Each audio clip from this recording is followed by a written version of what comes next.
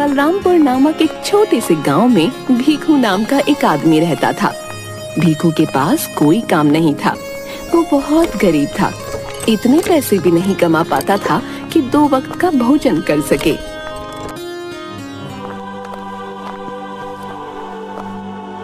पता नहीं कब मुझे काम मिलेगा।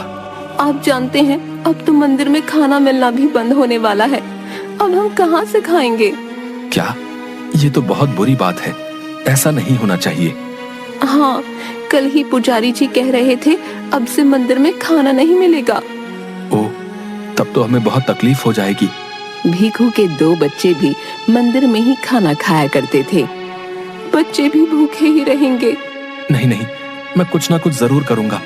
तुम लोगों को भूखा नहीं रखूंगा। अगले दिन से मंदिर में खाना मिलना बंद हो जाता है। सुनिए जी, बच्चे खाने के लिए बहुत जिद कर रहे हैं। क्या दूं इन्हें? भूख तो मुझे भी लगी है। रुको, मैं कुछ लेकर आता हूँ। भीखू आसपास कुछ काम ढूंढता है।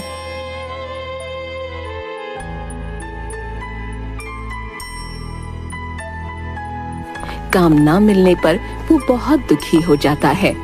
खाने का इंतजाम कहाँ से करूं? काम तो मिल नहीं रहा और मुफ्त में कोई खाना देगा नहीं। भीखू के सामने समोसे की एक दुकान थी। वो समोसे की दुकान के पास आता है। भाई, कुछ समोसे मिलेंगे क्या? भूख लगी है। हाँ हाँ, क्यों नहीं, पैसे दो और ले जाओ समोसे। नहीं भाई, पैसे तो नहीं है। अभी दे दो, बाद में पैसे जरूर दे दूंगा। नहीं नहीं, बिल्कुल नहीं। चलो निकलो यहाँ से। पैसे नहीं है तो जाओ यहाँ से। भीखू उदास होकर वहाँ से चला जाता है।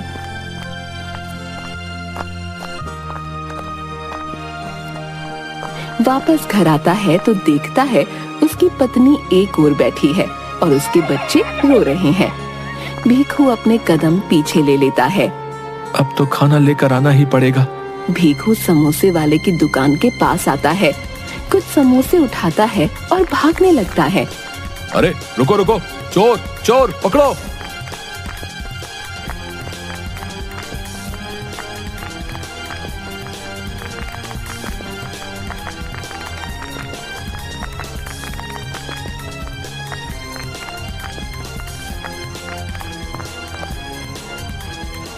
भीखू भागता हुआ घर पहुंचता है। सुंदरी, ये लो समोसे लाया हूँ। वाह, मगर पैसे कहाँ से आए? चलो पहले इसे खाते हैं, फिर बात करते हैं। सुंदरी भीखू और बच्चों को समोसे देती है और खुद भी खाती है। बताइए ना, समोसे कहाँ से आए? क्या करता सुंदरी, पहले उधार पर मांगा दुकान वाले से समोसा तो उसने मना कर दिया। फिर मुझे चोरी करनी पड़ी। क्या चोरी? नहीं नहीं, ये सही नहीं है। तो क्या करूं? जब तक काम नहीं मिलता सबको भूखा छोड़ दूं? बताओ। सुंदरी भीखू की बात सुनकर चुप हो जाती है। तुम चिंता मत करो, मैं ज्यादा दिन तक ऐसा नहीं करूंगा। भूख की वजह से हर बार भीखू को चोरी करनी पड़ती। वो अब तक सभी से बचता आया था। हे भगवान, मुझे आगे भी इसी तरह बचाना। एक दिन भीखू कुछ खाने का सामान चोरी करके भाग रहा था। तभी दुकान वाला उसे पकड़ लेता है। अब तू नहीं बचेगा, अभी तुझे सरपंच जी के पास लेकर चलता हूँ। दुकानदार भीखू को सरपंच जी के पास लाता है। क्यों भीखू, तुमने ऐसा क्यों किया भाई? सरपंच जी, मुझे माफ कर दीजिए, मगर मेरे पास कोई काम नहीं है, इसलिए पैसे की बहुत कमी है। खाने के लिए भी कुछ नहीं, इसलिए चोरी करना पड़ा। नहीं भीखू, ये तुमने अच्छा नहीं किया। तभी कुछ और दुकानदार सरपंच के पास आते हैं और कहते हैं, सरपंच जी, इसने तो हमारी दुकान से भी चोरियां की हैं, वो भी कई बार, इसीलिए इसे कड़ी से कड़ी सजा मिलनी चाहिए। अच्छा अच्छा, सभी शांत हो जाइए, शांत हो जाइए। सुनो भीखू, तुम इस गांव में रहने के लायक नहीं हो। आज के आज तुम अपने परिवार के साथ ये गांव छोड़कर हमेशा हमेशा के लिए चले जाओ। हाँ। मगर सरपंच जी, मैं कहाँ जाऊंगा? वो मैं नहीं जानता, तुम ये गांव छोड़कर चले जाओ बस। भीखू उदास होकर घर आता है और सुंदरी को सारी बातें बताता है। मगर हम लोग जाएंगे कहाँ? पता नहीं सुंदरी, अब सरपंच जी ने कहा है तो हमें यहाँ से जाना ही होगा। बच्चों को साथ लो और चलो यहाँ से। भीखू अपनी पत्नी और बच्चे के साथ गांव छोड़कर चला जाता है।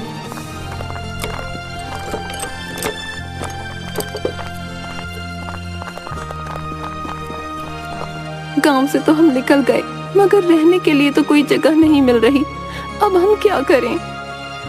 ये तो मुझे भी समझ नहीं आ रहा। एक काम करते हैं, हम यहीं आसपास घूमते हैं। रात होते ही हम वापस गांव चले जाएंगे और छुपकर जंगल में रहेंगे। अगर गांव वालों ने हमें पकड़ लिया फिर क्या होगा? ऐसा कुछ भी नहीं होगा, हम सभी छिपकर रहेंगे।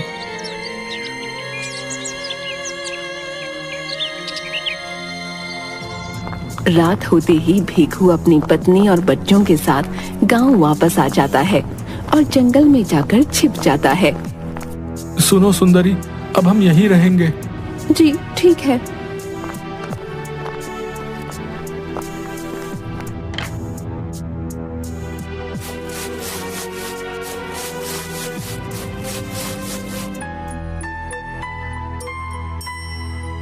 भीखू का परिवार उसी गांव के जंगल में छिप कर रहने लगता है।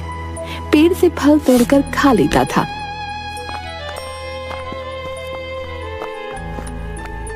और कुछ सब्जियां मिल जाए तो उन्हें ही बनाकर खा लेते थे। जंगल में रहकर हमेशा भीखू यही सोचता, काश गांव वाले उन्हें माफ कर दें और उन्हें स्वीकार कर लें। कितना अच्छा होता अगर सभी गांव वाले इस बात को भूल जाते और हमें पहले की तरह स्वीकार कर लेते। पता नहीं ऐसा कभी होगा या नहीं, मगर मुझे यहाँ रहने में बहुत डर लग रहा है। अगर उन्हें पता चल गया तो अच्छा नहीं होगा। जब तक सब सही चल रहा है चलने दो, क्योंकि अभी हमारे पास कोई और उपाय नहीं है। अचानक गांव में शोर होता है कि एक शेर घुस आया है। ये बात भीखू को पता नहीं थी। कुछ गांव वाले जंगल में लकड़ियां काटने आते हैं। भाई कहीं मत जाना, मैं तुरंत लकड़ी काट कर आ रहा हूँ। पता नहीं कब शेर आ जाए। हाँ भाई यहीं खड़ा हूँ, तू लकड़ी काट कर आ। जब से गांव में शेर के आने की खबर आई है तब से सबकी हालत खराब हो गई है। ये भीखू सुन लेता है। वो आदमी लकड़ी काटकर चले जाते हैं।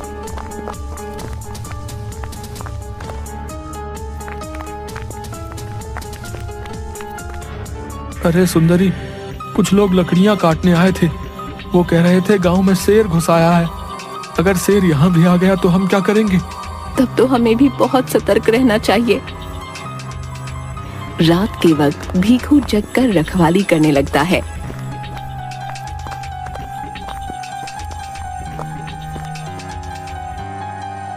एक रात अचानक भीखू को पैर की आवाज आने लगती है। सुंदरी उठो और बच्चों को भी उठाओ, किसी के पैरों की आवाज आ रही है। सुंदरी उठती है और बच्चों को भी उठाती है। तभी वो देखते हैं शेर उनकी ओर दौड़ते हुए आ रहा है। सुंदरी भागो, जल्दी भागो। सुंदरी बच्चों को साथ लेकर भागने लगती है। शेर उनके पीछे दौड़ने लगता है।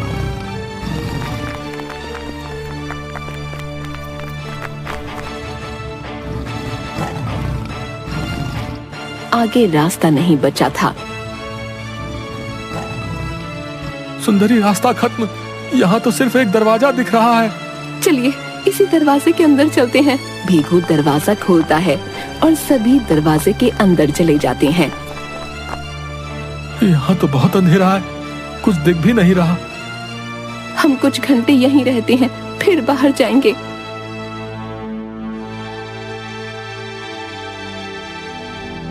शायद अब तक शेर चला गया होगा।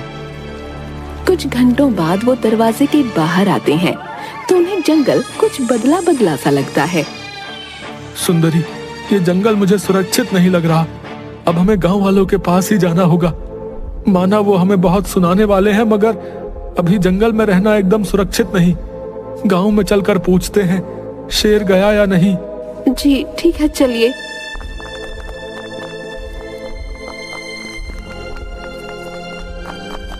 भीखू अपने परिवार के साथ वापस गांव में आता है। भीखू डरता हुआ एक आदमी से बोलता है, भाई जी, क्या शेर गांव से चला गया? शेर? तो गांव में शेर कब आया भाई? हैं? वैसे ये बताओ कैसा चल रहा है सब कुछ? तुम्हें कोई काम मिला या नहीं? वो आदमी भीखू से बहुत शांति से बात कर रहा था। ये मुझे कुछ नहीं कह रहा। क्या गांव वालों ने हमें माफ कर दिया क्या? क्या हुआ भाई? बिल्कुल शांत क्यों खड़े हो? कुछ बोलो तो सही। क्या आप लोगों ने हमें माफ कर दिया? माफ? मगर किस बात के लिए? क्या किया है तुम लोगों ने? लगता है गांव वाले इस बात को भूल गए हैं और इन लोगों ने मुझे माफ कर दिया। चलो अच्छा ही है। अब क्या उस बात को याद दिलवाना? छोड़ो, कोई आवश्यकता नहीं। वो खुशी खुशी गांव में रहने लगते हैं। कोई भीखू से कुछ नहीं कहता। सुंदरी, अब मैं चोरी नहीं करूंगा। सुना है सेठ जी किसी काम करने वाले को ढूंढ रहे हैं, वहीं जाकर काम करते हैं। 2 वक्त का भोजन तो मिल ही जाएगा। वैसे भी सभी उस बात को भूल गए हैं। अगर वापस वैसा किया तो सभी छोड़ेंगे नहीं। भीखू और उसकी पत्नी एक सेठ के घर काम करने लगते हैं और उन्हें वहीं से खाना मिलने लगता है और थोड़े पैसे भी। वो खुशी खुशी जिंदगी व्यतीत करने लगते हैं। सुनिए, सेठ जी ने कहा है जंगल से लकड़ियां काट कर लाना है। ठीक है, चलो।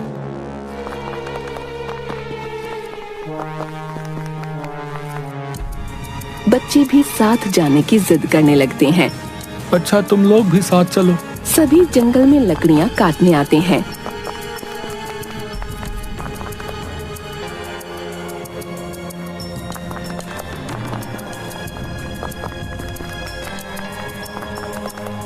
तभी अचानक एक जंगली जानवर उनका पीछा करने लगता है।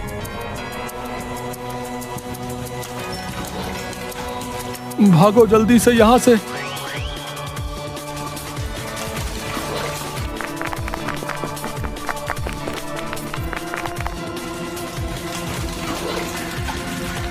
भागते भागते वो वापस उसी दरवाजे के पास आ जाते हैं।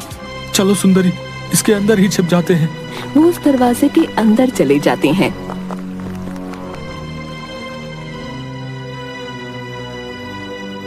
और कुछ घंटों बाद उसमें से निकलते हैं। चलो सुंदरी, वापस गांव चलते हैं। जब वो गांव आते हैं तो उन्हें देख सभी शोर मचाने लगते हैं। तुम लोग वापस गांव में कैसे आ गए हैं? सरपंच ने तुम लोगों को गांव से बाहर कर दिया था ना? मगर आप लोगों ने तो हमें माफ कर दिया था। कब? कब? हमने कब तुम्हें माफ किया था? जल्दी से जल्दी ये गांव छोड़कर चले जाओ, वरना सरपंच जी को बता दूंगा। उन्हें वापस गांव से बाहर कर दिया जाता है। ये क्या हो रहा है? अभी तो सब कुछ सही चल रहा था, अचानक इन्हें क्या हो गया भाई? रात के वक्त वापस वो गांव आ जाते हैं और जंगल में जाकर छिप जाते हैं। हमें फिर से यहीं रहना होगा। पता नहीं गांव वालों को क्या हो गया है।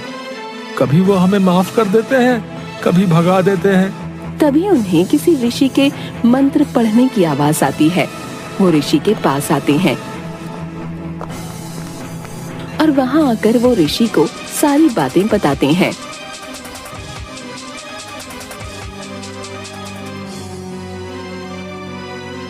अच्छा, तो तुम लोग उस दरवाजे के अंदर गए थे। मैंने उस जादुई दरवाजे को अपनी शक्तियों से बनाया था। मुझे किसी चीज का परीक्षण करना था, इसलिए मैंने उसे बनाया था। मुझे नहीं लगा था उसके अंदर कोई चला जाएगा। बाबा, हम कुछ नहीं समझ पाए। जो भी सोचकर तुम लोग जादुई दरवाजे के अंदर जाओगे, वो बिल्कुल वैसी ही दुनिया तुम्हारे लिए बना देगा। और वही तुम्हारे साथ हुआ है। बताओ, तुम लोग अक्सर क्या सोचते थे?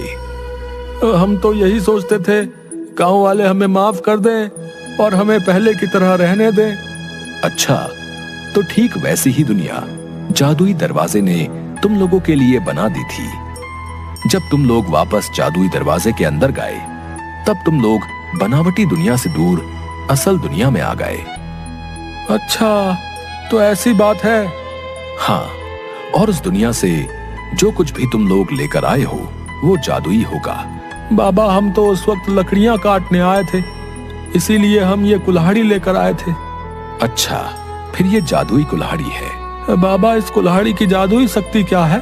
ये कुल्हाड़ी काफी जल्दी लकड़ियों को काट देगी, वो भी खुद से। इसमें तुम लोगों को कुछ भी नहीं करना होगा।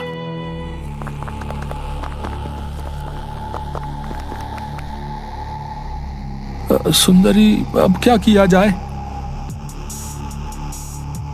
तभी गांव के कुछ लोग भीखू के परिवार को जंगल में देख लेते हैं और उन्हें लेकर गांव आते हैं। सभी भीखू को खरी खोटी सुनाते हैं। ये तुमने अच्छा नहीं किया। जब मैंने तुम्हें गांव से निकाल दिया था तो तुम वापस क्यों आए? इसी बीच भीखू सोचता है कि क्यों ना जादुई कुल्हाड़ी का इस्तेमाल किया जाए। कृपया शांत हो जाइए आप लोग। हमें इस गांव में रहने दीजिए और मुझे माफ कर दीजिए। मैं अपनी गलती का प्रायश्चित करना चाहता हूं और इसके लिए मैं गांव के सभी लोगों के लिए मुफ्त में काम करने को तैयार हूं। कौन सा काम करोगे तुम? है सभी के पास जितनी भी लकड़ियां काटने का काम होगा वो मुझे दे दीजिए। मैं जल्दी से जल्दी आपका काम करके आपके घर पहुंचा दूंगा, वो भी मुफ्त में। ये सुन सभी भीखू की बात मान जाते हैं और लकड़ियां काटने का काम उसे दे देते हैं। जादुई कुल्हाड़ी की मदद से भीखू फटाफट लकड़ियां काटकर गांव वालों के घर पहुंचा देता है। भीखू का काम देख सभी उसे माफ कर देते हैं। इसके बाद से यही भीखू का काम बन जाता है। अब सभी उसे पैसे देकर लकड़ियां कटवाने लगते हैं। भीखू हमेशा के लिए चोरी करना छोड़ देता है और इसी काम के सहारे पैसे कमाने लगता है।